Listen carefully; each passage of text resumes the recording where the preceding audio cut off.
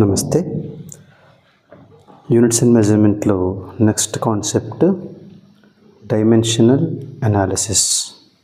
మనకి కాంపిటేటివ్ ఎగ్జామ్స్లో నీట్ కానీ జేఈఈ కానీ కాంపిటేటివ్స్లో కంపల్సరీగా వచ్చే క్వశ్చన్ కావాలి, కానీ టాపిక్ ఈజీగా ఉండాలి. ఇది మీ రిక్వైర్మెంట్ అయితే this is the topic, dimensional analysis. అసలు డైమెన్షనల్ అనాలిసిస్ అంటే ఏంటి? ఏం లేదు, డైమెన్షనల్ ఫార్ములా యూజ్ చేసి క్వాంటిటీస్ని అనలైజ్ చేయడం. మరి డైమెన్షనల్ ఫార్ములా అంటే ఏంటి చూద్దాం. ఓకే, ముందుగా ఒక చిన్న ఎగ్జాంపుల్ చూద్దాం. For example there is a number 50. మనం దీన్ని ప్రోడక్ట్ ఆఫ్ ప్రైమ్ నెంబర్స్ లాగా రాయాలి. దానికి ఏం చేస్తాం?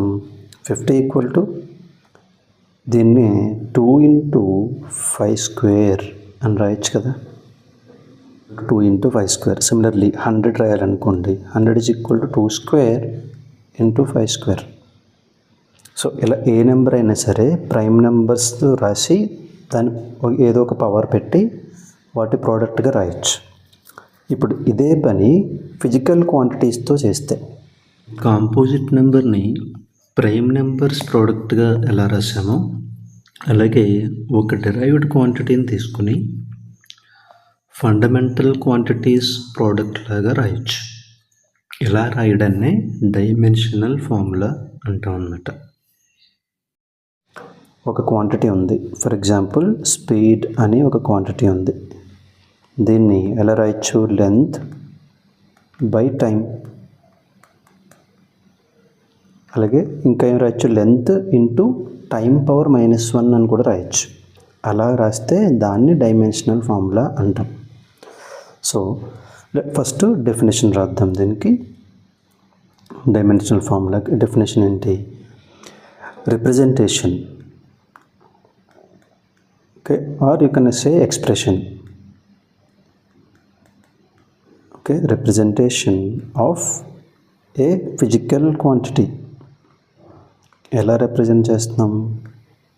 As a product of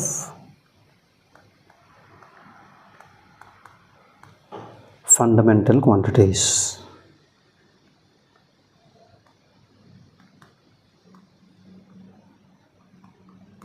okay, fundamental quantities ఏదో ఒక ఎక్స్పోనెంట్ కూడా వస్తుందిగా మధ్యలో. So fundamental quantities with suitable exponent,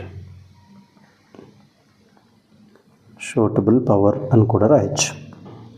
so ఇది బేసిక్గా డైమెన్షనల్ ఫార్ములాకి డెఫినేషన్. ఓకే, సో మనం ఇందాక చూసినట్టు స్పీడ్కి డైమెన్షనల్ ఫార్ములా ఏంటి అంటే లెంత్ పవర్ 1 టైం పవర్ -1. అయితే ప్రతిసారి కంప్లీట్ నేమ్ రాయలేం కదా, కాబట్టి ఈ ఫండమెంటల్ క్వాంటిటీస్ తీసుకుని కొన్ని సింబల్స్ ఇచ్చేద్దాం. సో నెక్స్ట్ ఫార్ములాస్ రాసేటప్పుడు సింబల్స్ వాడేసుకుంటే సరిపోతుంది. సో ఫస్ట్ ఆఫ్ ఆల్ అన్ని ఫండమెంటల్ క్వాంటిటీస్కి సింబల్స్ రాద్దాం. ఓకే, అది డైమెన్షన్, వీటికి డైమెన్షన్ ఇద్దాం.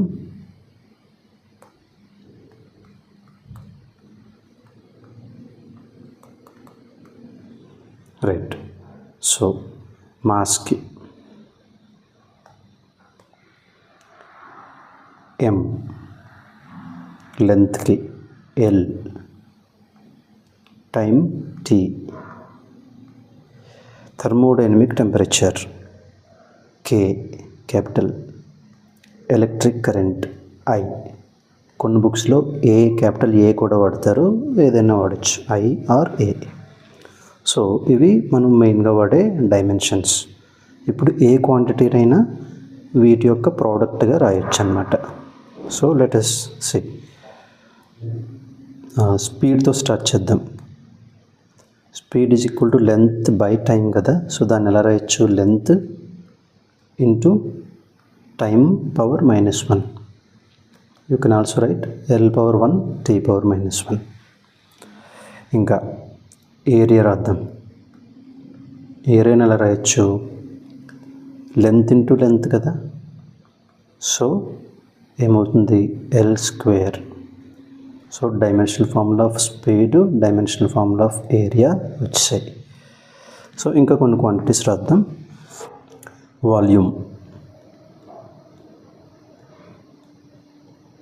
వాల్యూమ్కి యాక్చువల్ ఫార్ములా ఏంటి? Length into length into length, length into breadth into height లేదా side cube based on the shape. So లెంత్ని 3 times మల్టిప్లై చేస్తున్నాం. So L cube. సో ఇది వాల్యూమ్కి డైమెన్షనల్ ఫార్ములా. ఇంకా రాద్దాం.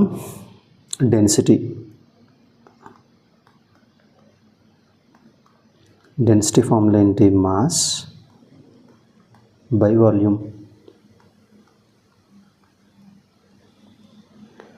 మాస్ని ఎలా రాయొచ్చు? క్యాపిటల్ M, వాల్యూమ్ని ఎల్ క్యూబ్. సో రెండు కంబైన్ చేస్తే mL⁻³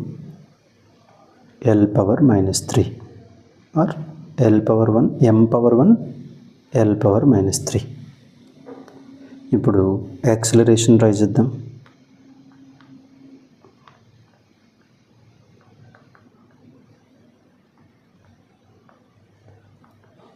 వీడియో పాజ్ చేసి యాక్సిలరేషన్ మీరు ట్రై చేయండి. చేశారా? చూద్దాం ఇప్పుడు యాక్సిలరేషన్ ఎలా రాయొచ్చు? Length by time square. దీన్నే స్పీడ్ బై టైమ్ అని కూడా రాస్తాము. సో టైమ్ స్క్వేర్ కదా. So L⁻1 T⁻². ఇది యాక్సిలరేషన్. ఇంకా మనం రెగ్యులర్గా వాడే క్వాంటిటీస్ అన్నిటికీ రాద్దాం. Next linear momentum. Linear momentum formula ఏంటి?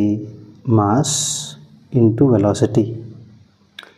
వెలాసిటీకి స్పీడ్కి ఇట్ ఈస్ L⁻⁻1. ఆల్రెడీ మనకు వచ్చింది. మాస్ ఆల్రెడీ ఉంది. So mL⁻⁻1. ఈ రెండింటికి పవర్ 1 పెడదాం. 1 పెట్టకపోయినా పర్వాలేదు. సో ఇది లీనియర్ మొమెంటమ్. అలాగే నెక్స్ట్ ఫోర్స్. ఈక్వేషన్ ఏంటి? Mass into acceleration. సో ఎలా రాయొచ్చు? M యాక్సిలరేషన్కి ఏంటి? L⁻² కదా. సో ఇలా.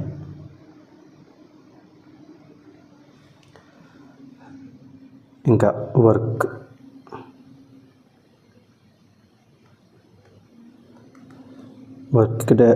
ఫార్ములా ఏంటి? Force into displacement. డిస్ప్లేస్మెంట్ని లెంత్గా కూడా రాయొచ్చు. సో లెట్స్ రైట్ ఫార్ములా రాద్దాం ఫుల్గా.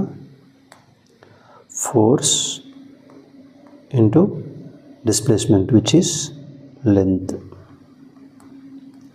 సో ఫోర్స్కి ఏంటి? m⁻1 L⁻1 T⁻². అండ్ లెంత్కి L⁻1. So totally m⁻1 L⁻2 T⁻². Force వర్క్కి సిమిలర్గా ఇంకోటి కూడా ఉంది. ఏంటది? ఎనర్జీ. సో ఎనర్జీ కూడా సేమ్ వర్క్ లాగే వస్తాయి డైమెన్షన్స్. ఎనర్జీ ఒకటే కాదు, టార్క్కి కూడా సేమ్.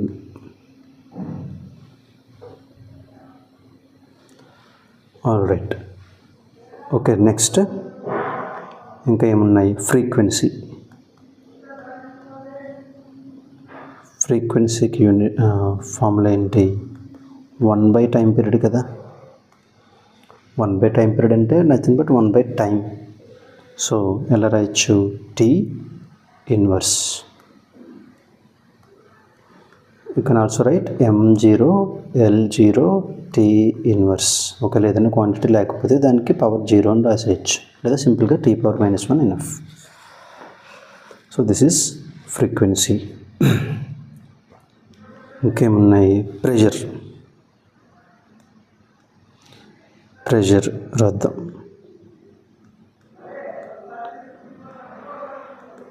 ఫార్ములా ఏంటి? Force by area. అంటే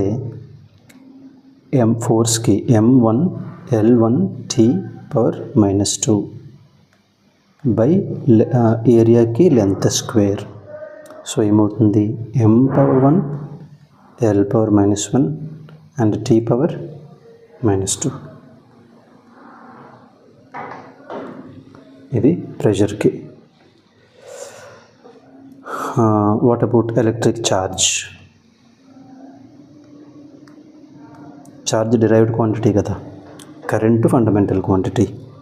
సో ఛార్జ్ ఎలా రాయొచ్చు, current into time from the definition. Okay, so దీన్ని ఎలా రాయొచ్చు, ఐ కరెంట్కి ఐ కదా, సో ఐ పవర్ 1, టైంకి T పవర్ 1 అయిపోయింది. This is dimensional formula for charge.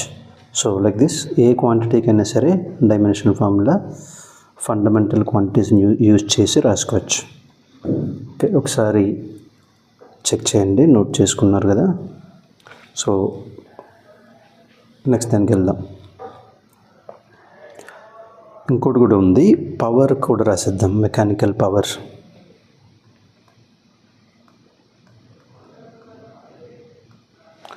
పవర్కి formula ఏంటి, energy by time or work by time, రెండు ఉన్నాయి. సో రెంట్లో ఏది రాసినా మనకు ఒకటే వస్తుంది. వర్క్ బై టైం రాద్దాం.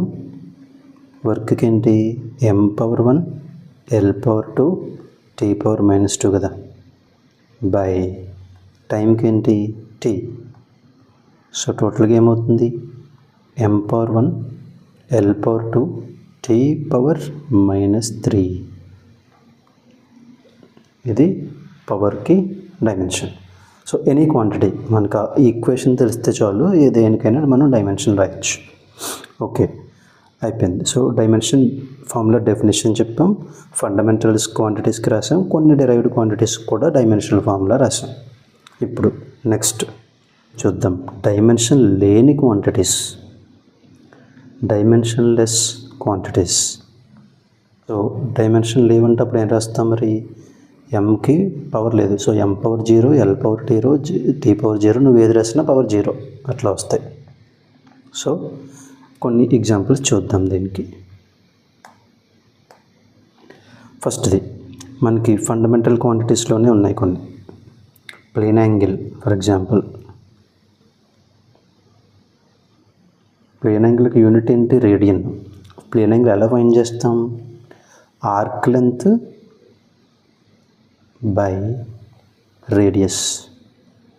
మరి ఆర్క్ లెంత్కి డైమెన్షన్ ఏంటి, లెంత్ కదా, రేడియస్కి కూడా లెంతే. సో L బై L వస్తుంది.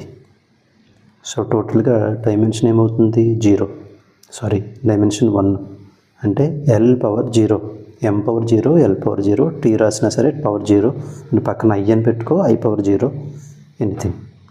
So dimension less.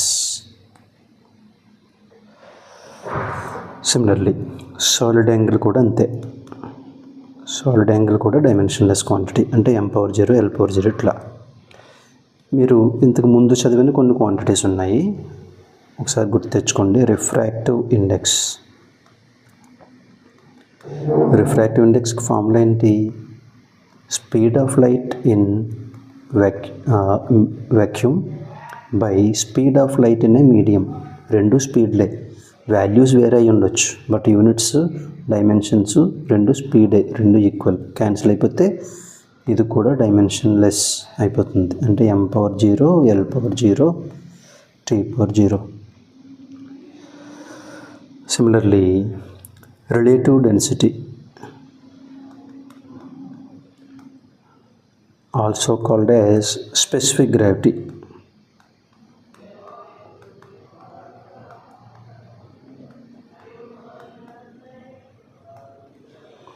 ఇది కూడా అంతే. రిలేటివ్ డెన్సిటీ డెఫినేషన్ ఏంటి, density of a substance by density of water. So density by density చేస్తున్నాం మనం. Okay, density of the substance by density of water, రెండు డెన్సిటీలే కాబట్టి ఇక్కడ కూడా డైమెన్షన్ లెస్ అయిపోయింది, రెండు డైమెన్షన్లు క్యాన్సిల్ అయిపోయాయి. సో ఇలాగే మీకు సెకండ్ ఇయర్లో రెండు క్వాంటిటీస్ వస్తాయి, నేమ్స్ గుర్తుంచుకోండి. మీరు డీటెయిల్స్ ఆ చాప్టర్లో వచ్చినప్పుడు చూద్దాం. ఒకటి రిలేటివ్ పర్మిటివిటీ, ఇంకొకటి రిలేటివ్ పర్మిబిలిటీ.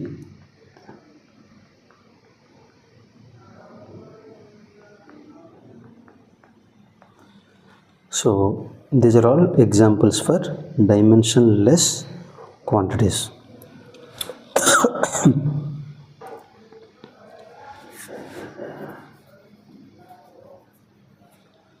ఇంకా మీరు ఫ్రిక్షన్ టాపిక్ కనుక చదువుంటే లోవర్ క్లాసెస్లో కోఎఫిషియంట్ ఆఫ్ ఫ్రిక్షన్ కూడా డైమెన్షన్లెస్.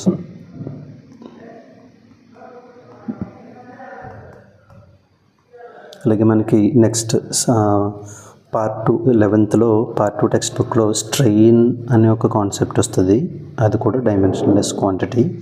సాలిడ్స్ అనే చాప్టర్ వచ్చినప్పుడు దీని గురించి మనం డిస్కస్ చేసుకుందాం క్లియర్గా. Okay, as of now names గుర్తుంచుకోండి. సో ఇవి dimensionless quantities. Okay, so next దానికి వెళ్దాం. ఇప్పుడు అసలు డైమెన్షనల్ అప్లై చేయాలంటే మనకి ఒక రూల్ తెలిసి ఉండాలి. ఒక బేసిక్ ప్రిన్సిపల్ ఒకటి అప్లై చేస్తాము. దాన్ని ప్రిన్సిపల్ ఆఫ్ హోమోజినిటీ అని పిలుస్తాం. సో అదేంటో చూద్దాం.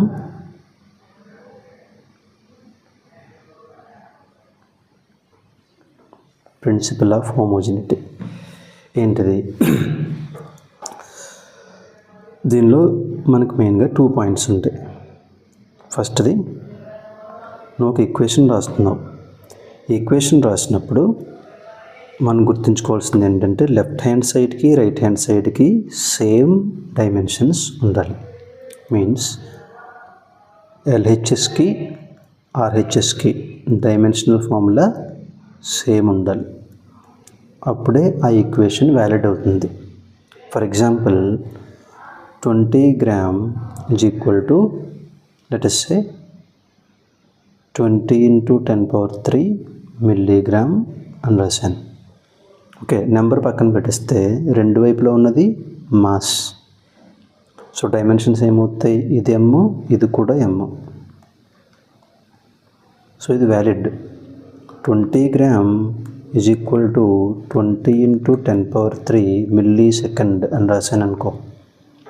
Is it valid? నో. ఎందుకని? వాటి units different, dimensions different. Left side ఏమో మాస్ ఉంది, రైట్ సైడ్ ఏమో టైం ఉంది. సో ఇది మ్యాచ్ అవ్వదు. సో ఇలాగా ఒక equation left hand side right hand side same dimension ఉంటే అప్పుడు ఆ ఈక్వేషన్ వ్యాలిడ్ అవుతుంది. ఓకే, అలా వ్యాలిడ్ అయితే దాన్ని కన్సిస్టెంట్ ఈక్వేషన్ అంటాం.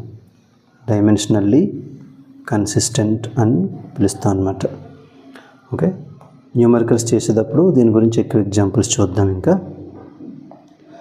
నెక్స్ట్ సెకండ్ రూల్ ఏంటి?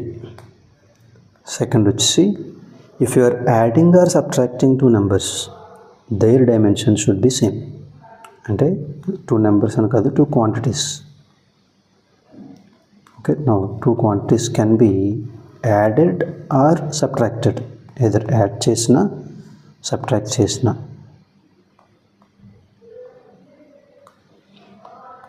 Only if they have same dimensions. For example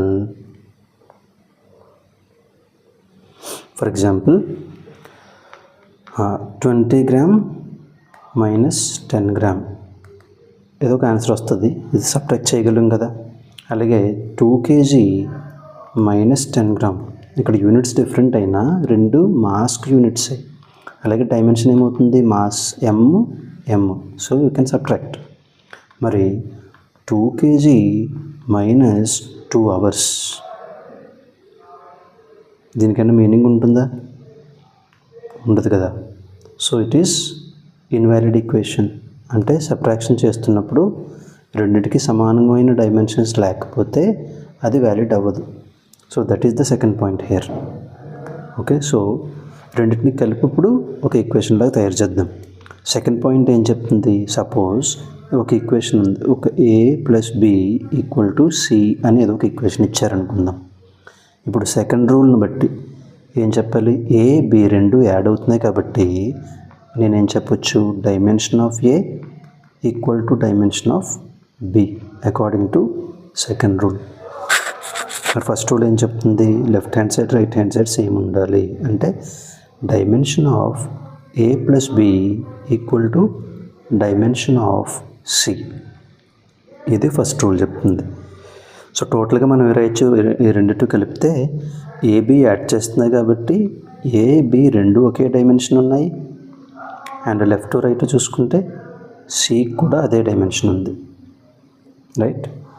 so ఇంకొక ఈక్వేషన్ చూద్దాం. ఒక ఈక్వేషన్లో x plus y plus z is equal to m అని ఒక ఈక్వేషన్ ఉందనుకుందాం. సో దీని నుంచి ఏం రాయొచ్చు, x by y and z ఈ రెండు యాడ్ అవుతున్నాయి. అంటే dimension of x by y is equal to dimension of z. మరి ఎక్స్ వై సంగతి ఏంటంటే విడివిడిగా మనకు తెలియదు, కానీ ఎక్స్ బై వై అనేది మనకు తెలుసు ఇప్పుడు, అది జెడ్కి ఈక్వల్ అవుతుంది డైమెన్షన్. అలాగే ఫస్ట్ రూల్ని బట్టి ఇది ఎంకి కూడా ఈక్వల్ అవుతుంది, రైట్. సో ఇదే ప్రిన్సిపల్ ఆఫ్ హోమోజినిటీ సింపుల్గా. అంటే ఫస్ట్ ఒకటి left hand side right hand side same dimensions ఉండాలి. నెక్స్ట్ ఏదైనా క్వాంటిటీస్ యాడ్ అయినా సబ్ట్రాక్ట్ అయినా వాటి డైమెన్షన్స్ సేమ్ ఉండాలి. మరి మల్టిప్లికేషన్ సంగతి ఏంటి అంటే మల్టిప్లికేషన్లోని డివిజన్లోని డైమెన్షన్స్ ఎలాగైనా ఉండొచ్చు, వాటికి రూల్స్ ఏం లేవు. నువ్వు కేజీ ఇంటూ టైం మల్టిప్లై చేసుకో, మాస్ని టైంని మల్టిప్లై చేసుకో, మాస్ని వెలాసిటీని మల్టిప్లై చేసుకో, మొమెంటం వస్తుంది. సో మల్టిప్లికేషన్కి డివిజన్కి ఇలాంటి రూల్స్ ఏం లేవు. This is applied only for addition and subtraction. Okay, so homogeneity అయిపోయింది. ఇప్పుడు వరకు నేర్చుకున్నంత యూజ్ చేసుకుని అనాలిసిస్ చేద్దాం, డైమెన్షనల్ అనాలిసిస్. ఓకే, ఇప్పుడు అసలు ఎందుకు వాడతాం ఈ డైమెన్షన్స్ అనేది, అసలు దీని అప్లికేషన్స్ ఏంటి అనేది చూడాలి.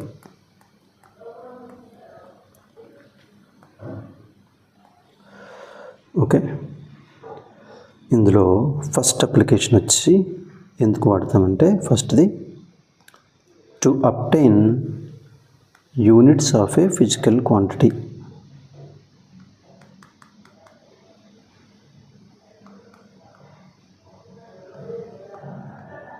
అంటే మనకి ఏదో ఒక ఈక్వేషన్ ఇచ్చారు, అందులో ఒక క్వాంటిటీ ఏంటో మనకు తెలియట్లేదు, అప్పుడు డైమెన్షనల్ అనాలిసిస్ యూజ్ చేసుకుంటే మనకు యూనిట్స్ తెలుస్తాయి. యూనిట్స్ కానీ డైమెన్షన్స్ కానీ మనకు డైమెన్షన్స్ తెలిసాయి అనుకో, then we can know which quantity it is, right. So అలా అనమాట. ఫర్ ఎగ్జాంపుల్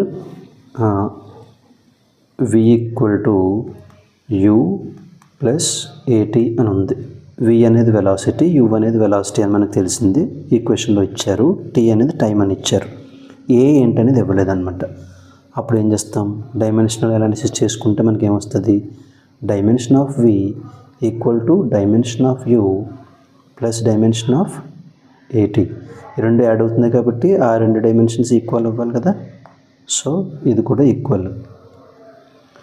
ఇప్పుడు ఏం చెప్పొచ్చు, వియు రెండు వెలాసిటీస్ కాబట్టి L T minus 1 equal to a into t కదా. సో ఇప్పుడు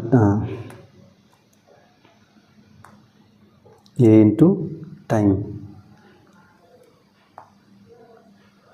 ఇప్పుడు ఏని ఫైండ్ చేయాలి. Dimension of a will be equal to L T minus 1 by t, అంటే టీ పవర్ -2 అయిపోతుంది. సో డైమెన్షన్ వచ్చింది.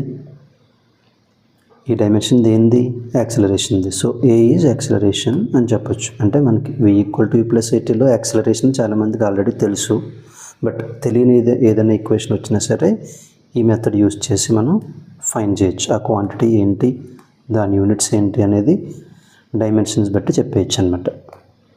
So this is one application. Second application,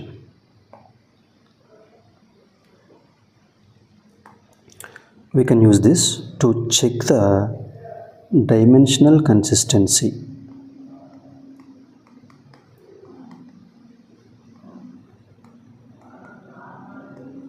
ఏదైనా equation ఇచ్చినప్పుడు ఆ ఈక్వేషన్ కరెక్టా రాంగా, అది దాని కరెక్ట్నెస్ని మనం చెక్ చేయొచ్చు. దీన్ని ఏమంటాం అంటే dimensional consistency or correctness. So to check the correctness of equation we can use dimensional analysis. So ఇది ఇంకో పాయింట్. ఇది ఎలాగో మనం ఎగ్జాంపుల్స్ చేస్తాం, అప్పుడు తెలుస్తుంది. నెక్స్ట్, మనకి కొన్ని క్వాంటిటీస్ ఇచ్చారు, వాటి మధ్య ఒక రిలేషన్ కావాలి, ఏదో ఒక ఫార్ములా కావాలి.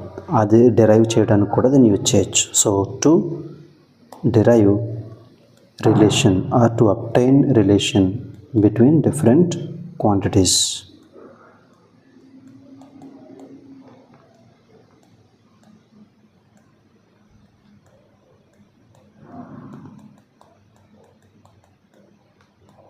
సో ఇది ఇంకో పాయింట్.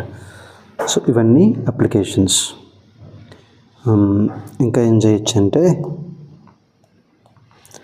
Conversion of units. అంటే యూనిట్స్ని ఒక సిస్టమ్ నుంచి ఇంకో సిస్టమ్ కన్వర్ట్ చేసుకోవడానికి కూడా డైమెన్షన్స్ మనం వాడచ్చు. ఎందుకు? డైమెన్షన్స్ తెలిస్తే మనకు యూనిట్స్ తెలుస్తాయి కదా. సో దాని నుంచి కన్వర్షన్ కోసం దీన్ని యూజ్ చేయొచ్చు అన్నమాట. So these are the main applications of dimensional analysis. ఇప్పుడు ఒక్కొక్కటి చూద్దాం, ఓకే, ఎలా చేయాలో. First the obtain units of a quantity already మనం ఒకటి చేసాం. ఇప్పుడు చెకింగ్ ద కన్సిస్టెన్సీ ఒకటి ట్రై చేద్దాం. For example, we have an equation v equal to u plus at అని ఒక ఈక్వేషన్ ఇచ్చారు. ఇది కరెక్టా రాంగ్గా చెక్ చేయమన్నారు. సో చేద్దాం. ఏంటి? By using principle of homogeneity. According to that, what the rule? Left hand side, right hand side should have same dimensions. అలాగే టూ క్వాంటిటీస్ ఆర్ యాడింగ్, ఆ యాడ్ చేస్తే వాటి రెండింటికి సేమ్ డైమెన్షన్ ఉండాలి. Okay. So first of all ఒకటి గుర్తుంచుకోండి, dimensional analysis చేయాలి అంటే ఫస్ట్ మీకు డైమెన్షనల్ ఫార్ములే తెలిసి ఉండాలి. ఇప్పుడు ఈ ఈక్వేషన్లో మనకి వెలాసిటీ ఉంది, ఏ యాక్సిలరేషన్ ఉంది, t టైం ఉంది. క్వశ్చన్లో ఇచ్చారు. ఇవి ఇచ్చినప్పుడు వాటి డైమెన్షన్స్ మనకు తెలియాలి, అప్పుడే అనాలిసిస్ చేయగలం.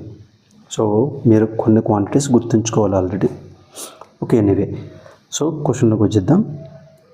ఇప్పుడు లెఫ్ట్ హ్యాండ్ సైడ్ ఏముంది? Velocity. So left side dimension is L(t-1), right? అంటే ఎందుకనే రాస్తున్నాం? Because we know according to principle of homogeneity equation ఎలా ఉంది కాబట్టి dimensions of v should be equal to dimensions of u should be equal to dimension of a into t కదా. So అందుకని రాస్తున్నాం. ఇప్పుడు vకి uకి డైమెన్షన్ ఒకటే, L(t-1). ఇప్పుడు దీన్ని is equal to a into t. ఇది లెఫ్ట్ హ్యాండ్ సైడ్ అనుకుందాం, left hand side రాసేస్తాం. ఇప్పుడు రైట్ హ్యాండ్ సైడ్ కూడా చూద్దాం. ఏముంది? u ప్లస్ at కదా, uకి atకి సేమ్ ఉండాలి, రైట్? ఫస్ట్ యూకి ఏంటి? L(t-1) ప్లస్ ఏకి ఏంటి? L(t-2) ఇంటూ టైం కదా.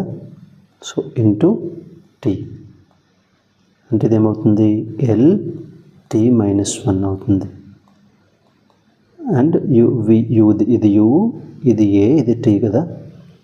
సో యూదేంటి? L(t-0) యాజ్ ఇట్ ఈజ్ రాసేద్దాం. సో ఈ రెండు యాడ్ అవుతున్నాయి and their dimensions are same, so we can add them. So RHS కన్సిస్టెంట్గానే ఉంది. ఇప్పుడు LHSని RHSని కంపేర్ చేయండి. LHSలో L(t-1), RHS కూడా మొత్తం L(t-1). So both are equal, which means అప్పుడు ఏం చెప్తాం? This equation is dimensionally consistent. ఇది. సో ఇలా చెక్ చేయొచ్చు. ఇంకో ఈక్వేషన్ తీసుకుని చూద్దాం.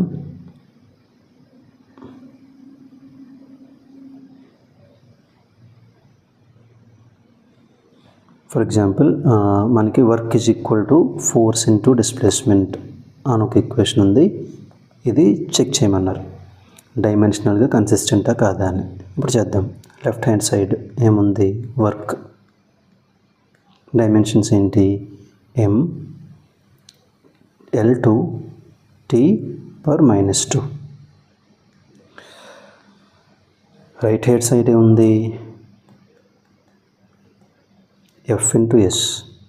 ఎఫ్ అనేది ఏంటి? ఫోర్స్, అంటే mL2T -2. ఎస్ డిస్ప్లేస్మెంట్ కదా, సో ఎల్ మల్టిప్లై చేస్తే mL2, సారీ ఫోర్స్కి mL కదా, వెరీ మిస్టేక్.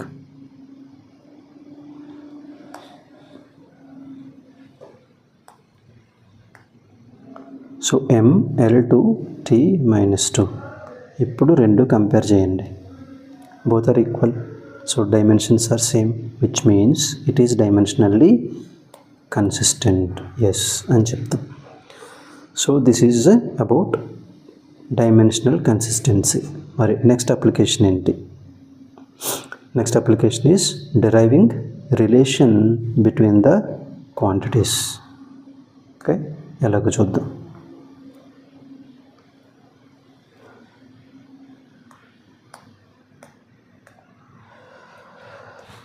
ఫర్ ఎగ్జాంపుల్ మనకు 3 క్వాంటిటీస్ ఇచ్చారు: density, volume and mass. Okay, now we have to obtain a relation.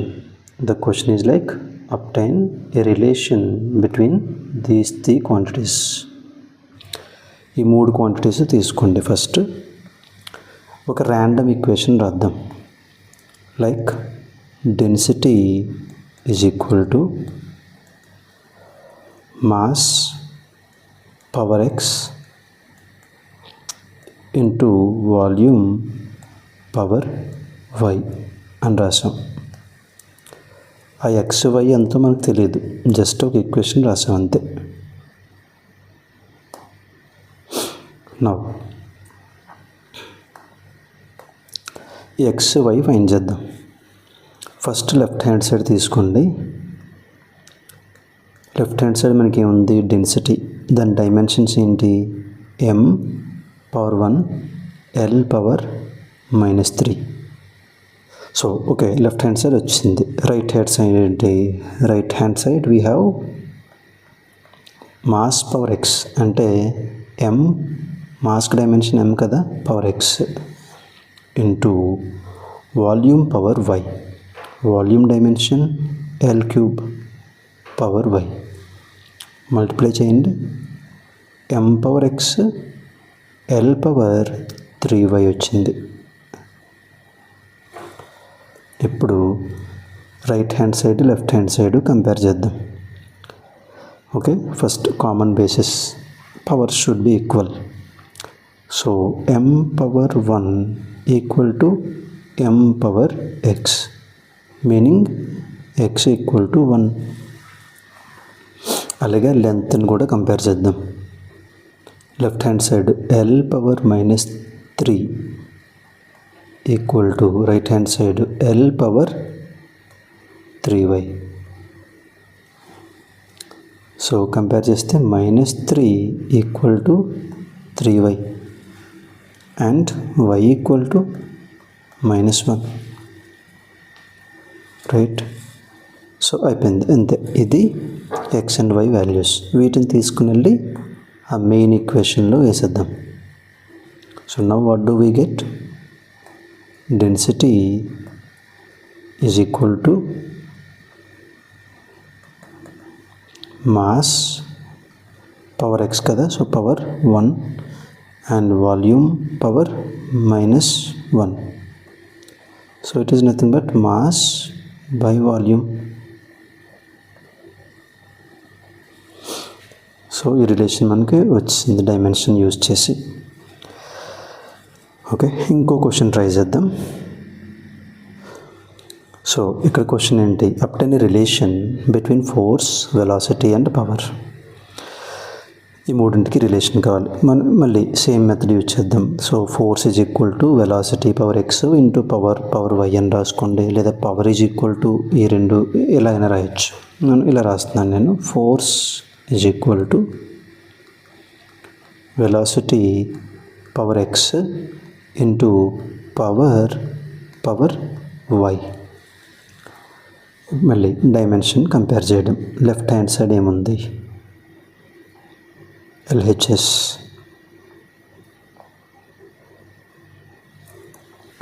ఎల్హెచ్ఎస్లో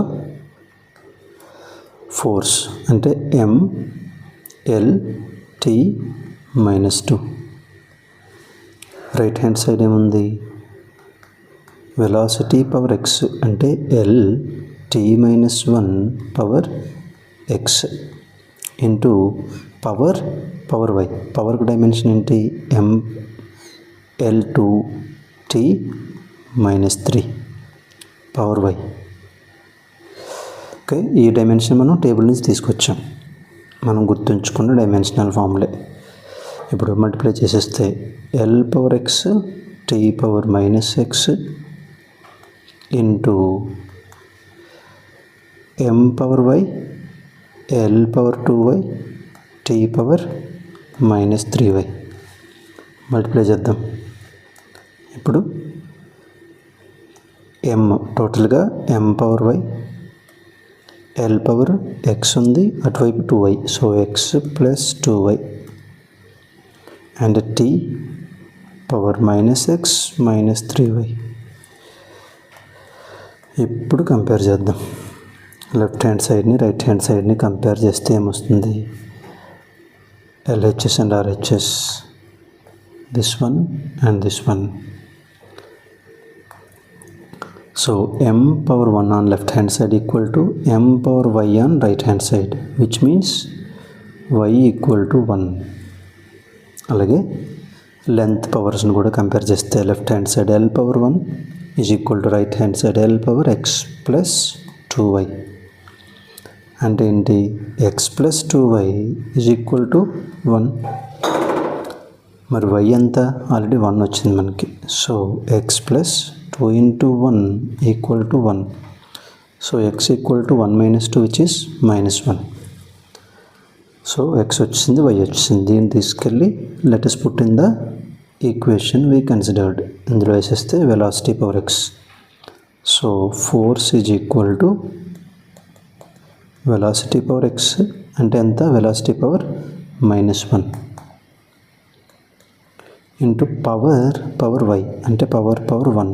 so we can write power by velocity. ఇది ఇవి మూడింటికి ఉన్న రిలేషన్. సో ఇలా కూడా చేయొచ్చు. సో ఇంకొకటి లాస్ట్ అప్లికేషన్ ఏంటి, కన్వర్షన్ ఆఫ్ యూనిట్స్.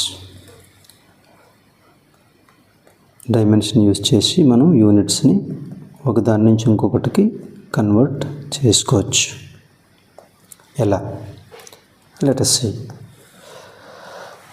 సే మనకు ఒక క్వశ్చన్ ఇచ్చారనమాట, convert CGS unit of force into MKS unit. CGS system నుంచి MKS సిస్టమ్కి కన్వర్ట్ చేయమని అడిగారు. So let's write 1 CGS unit is equal to ఆ force equal to some x MKS units అనుకుందాం, right. So ఆ x ఏంటో మనం ఫైండ్ చేయాలి. నౌ CGS యూనిట్ ఎలా వస్తుంది, ఫస్ట్ ఆఫ్ ఆల్ డైమెన్షన్స్ తీసుకోండి. ఫోర్స్ డైమెన్షన్ ఏంటి, MLT-2. ఓకే, దీని నుంచి CGS MKS రెండు సిస్టమ్స్లో యూనిట్స్ రాద్దాం. M అంటే ఏంటి, మాస్. CGSలో మాస్కి యూనిట్ ఏంటి, గ్రామ్. అలాగే L, CGSలో Lకి యూనిట్ ఏంటి, సెంటీమీటర్. అలాగే థర్డ్ది టైం, T పవర్ -2 కదా ఉంది, అంటే సెకండ్ పవర్ -2, రైట్. ఇప్పుడు దీన్ని ఎందులో కన్వర్ట్ చేయాలి, MKSలోకి. MKSలో ఏమొస్తాయి మనకి, KG, metre and per second square ఇలా వస్తాయి, రైట్. అయితే ఇప్పుడు వీటిని వాటిలోకి మార్చాలి. సో దీన్ని ఏం చేస్తామంటే, గ్రామ్ ఈజ్ 10 పవర్ -3 kg. అలాగే centimetre is 10⁻² metre second square, దాన్ని అలాగే ఉంచుద్దాం. ఇప్పుడు ఏమవుతుంది, 10⁻³ into 10⁻², 10⁻5 kg metre per second square. So MKS వచ్చింది కదా. ఎక్కడి నుంచి మొదలు పెట్టాం మనం, సీజిఎస్ నుంచి. So 1 CGS unit is this much, 1 gram centimetre per second square. దాని నుంచి ఇది వచ్చింది. సో ఫైనల్గా ఏం రాయొచ్చు, 1 CGS unit of force equal to 10⁻5 MKS units of force.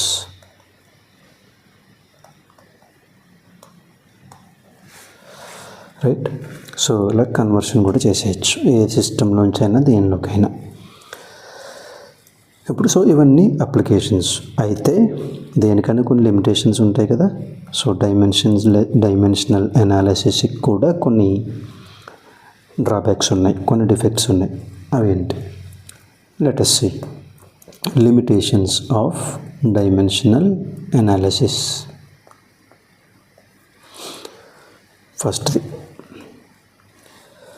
మనకి ఈ క్వశ్చన్లో ఏదైనా డైమెన్షన్లెస్ క్వాంటిటీ వచ్చిందనుకుందాం. అప్పుడు అనాలిసిస్ చేయలేం కదా మనం. డైమెన్షన్ లేకపోతే మనం క్యాలిక్యులేట్ చేయలేం కదా, అది కరెక్టా రాంగ్గా చెప్పలేము ఆ equation. So dimensionless quantities cannot be analysed. అంటే ఫర్ ఎగ్జాంపుల్ ఈక్వేషన్లో రిఫ్రాక్టివ్ ఇండెక్స్, రిలేటివ్ డెన్సిటీ ఇలాంటివి వచ్చినప్పుడు అనాలిసిస్ చేయలేం. నెక్స్ట్ పాయింట్ ఏంటి, if the quantities are more than 3 కన్నా ఎక్కువ క్వాంటిటీ, ఒక 6 or 7 క్వాంటిటీస్ ఉన్నాయనుకోండి, అప్పుడు ఏమవుతుంది, ఈక్వేషన్స్ తక్కువైపోతాయి, క్వాంటిటీస్ ఎక్కువైపోతాయి. So the number of equations are less than unknown quantities. అప్పుడు మనం ఫైండ్ చేయలేం కదా, సొల్యూషన్ రాదు. సో అందుకని మోర్ దెన్ 3 ఫిజికల్ క్వాంటిటీస్ ఉంటాయి, then it cannot be used.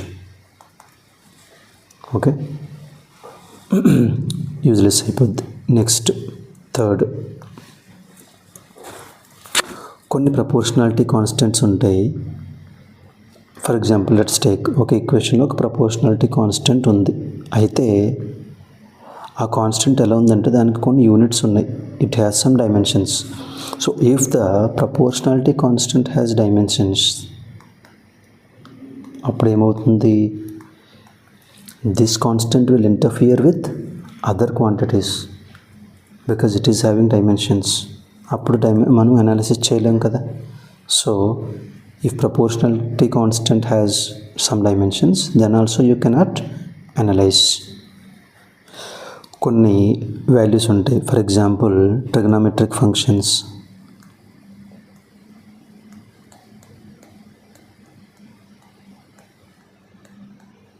అలాగే లాగరిథమ్స్, అలాగే ఎక్స్పోనెంట్ ఫార్మ్స్ లైక్ e⁻x. ఇవన్నీ ఇలాంటి క్వాంటిటీస్ వచ్చినప్పుడు ఏమవుతుందంటే, ఇలాంటి ఫంక్షన్స్ వచ్చినప్పుడు వాటికి యూనిట్స్ ఉండవు.